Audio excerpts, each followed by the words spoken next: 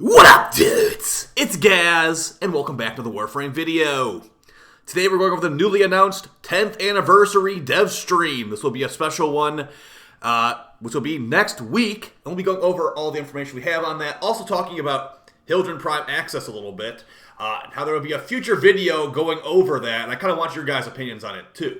But before we get into all that, make sure you're subbed to this channel. We do daily Warframe video uploads. Also, check out the live stream link on the screen right now. We do lots of Warframe streams. We'll be live on Sunday with the weekly reset, and probably live tonight too, finishing out that last couple farmed items for Hildryn Prime access.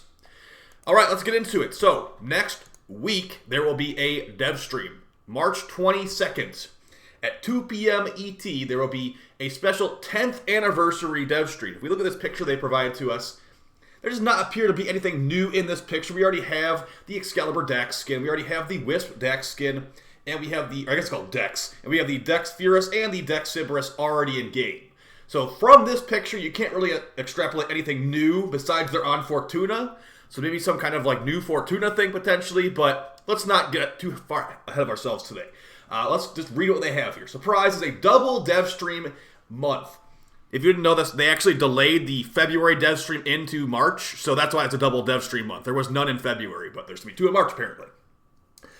On Wednesday, March 22nd. So it's not a Friday, first off. It's like, okay, sure. So on Wednesday, March 22nd at 2 p.m. ET, there will be the special 10-year anniversary Devstream. So yeah, they're normally on Fridays. This one's on a Wednesday. Probably going to mean that a lot of people can't get the Twitch drops because they'll be at work or something. But if you do have your account linked and all that, you can just go on the Twitch app in your phone and just like have it like muted in your pocket or whatever. If that's even available to you. That's what I used to do at my old job if I wanted to get Twitch drops at work. So you could maybe just do that because it's going to be an Archon shard, but probably just a normal Archon shard. With the Warframe's 10-year anniversary just around the corner, Steve, Scott, Jeff, Sheldon, Rebecca, and Megan are taking a look at where it all started. Plus, don't miss the Save the Date announcement for TennoCon 2023 physical tickets. So, if you didn't, if you are not like, if you're a newer player, just don't really pay attention to this stuff. Steve, Scott, Jeff, and Sheldon, they basically don't really like mainly work on Warframe anymore. The new game that DE is working on, Soulframe, these guys basically left Warframe to go work on that. If you've ever wondered over the last year why the updates are feeling a lot slower, the game's like kind of like having like filler content, and duviri has been delayed like repeatedly, it's probably because these guys don't work on Warframe anymore. They work on Soulframe, which according to Steve's Twitter is not coming out until next year. So they're going to come and show their face for Warframe. They're going to basically reminisce about the past. They'll probably do a big like nostalgia tour where like it's like, oh, here's the first day we released Plains of Eidolon, here's the first day we released Fortuna, etc., etc. And then maybe even older updates on that one too, like Solar Rail, whatever it's called, Solar Rail Conflict, that kind of stuff. Expect big nostalgia like grabs like that. Also, you can ask the 10th anniversary questions in this forum thread. I will link the forum thread in the description. You can ask them questions in here until Tuesday, March 21st at 10 a.m. So you got a couple more days to ask questions in here. There's about 5 pages of questions in this forum post. And has Kanzu had his early lunch yet? Okay. Watch to earn yourself an Archon Shard Twitch drop. I'm guessing it's just going to be like RNG, one of the 3. I'm assuming there's literally no way you get a Tau Shard from this. So it'll pretty much just be a chipper, like normal shard. Okay, so big thing here, it's on Wednesday. It's not on Friday like most of the dev streams. Okay, so that's going to be a big deal. Hopefully they're going to be showing duviri stuff, or if you're really on Copium, you could say, since that picture was showing the planes of, or they're showing Fortuna, maybe they'll show the 3rd orb and talk about raids. But that's more of a TennoCon announcement, honestly. Oh, would you look at that? I just bought the Shade stuff right before the video started. So yeah, that's going to be the main gist of it, guys. There's going to be a Archon Shard Twitch drop. And, you know, the guys that don't work on Warframe anymore are going to stop by and see what's going on. Kind of weird that Pablo was not on that list. I guess Pablo is going to lose his spot on the chair, or on the couch to the guys that left. That's kind of not fair to Pablo, if you ask me. But let's start the other thing I want to talk about. And I'm actually going to post a poll on the channel right after this video goes up. I want your guys' opinion. Is Hildryn Prime access the worst Prime access ever? Now, it might not be the absolute worst of the worst, but I think it's definitely a top 3 contender.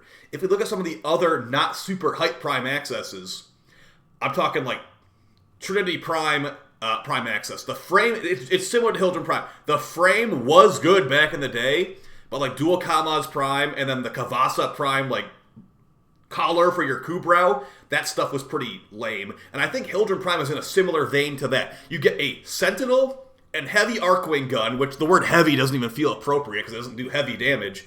And then you have a frame that has been in the game for a while, and the upgrades to her stats are not really something that's going to really matter. It's a frame that, like, really the Prime version does not matter as much, because also Balefire Launcher Prime is not buffed at all. Not like I was expecting it to buffed, but yeah, she could have used some quality of life changes by the time she came out, if you ask me. So I'm going to post that poll. I think I'll put, like, Hildryn Prime, Trinity Prime, maybe, like, Atlas Prime, and then I'll have to think of, like, the last one. If you guys have the other worst Prime Access to put in that list, I get 5 choices. I guess Baruch Prime could be on there, too. His weapons are pretty bad. Let me know, because I actually think this Hildryn Prime Access might be one of the least hype Prime Accesses we've ever had. Unlike, Harrow Prime Access or Nidus Prime Access. Hildryn's not exactly a super popular frame. She's a good enough frame, but she's not a super popular frame. And, man, those choices for weapons were underwhelming. So, I'll see you guys in that poll. Let me know how you feel about it. That video will probably be coming out either Saturday or Monday, whatever the results of that poll are. And we can just talk about it. I feel like DE still needs to, like, be moving these Prime Accesses forward. I've made videos on this before. You should be able to pick which boosters you get. Honestly, there should be, like, some kind of, like, special incentive. If they're still pumping these out every 3 months, which they seem to have there's no inclination they're going to stop doing that every 3 months.